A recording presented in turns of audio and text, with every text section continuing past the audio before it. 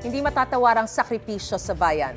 Diyan po sumentro ang tribute concert para sa Pinoy Seafarers sa Ninoy Aquino Stadium sa Maynila.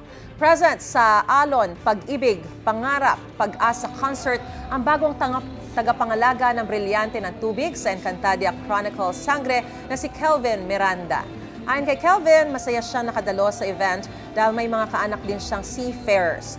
Nag-alay naman ng powerful Paninindigan Kita performance ng indie folk pop band na Ben and Ben. Bukod sa performances, nagbahagi rin ng iba't ibang kwento ng hirap at pagpupursige ang seafarers tuwing sila'y nasa dagat. Nakiisa rin ang GMA Pinoy TV na namigay ng loot bags at nagpalaro sa mga dumalo sa concert. Ang kinita ng Alon Concert ilalaan daw sa mga proyekto at programang sumusuporta sa mga seafarer at kanilang mga pamilya. Gusto mo bang mauna sa mga balita?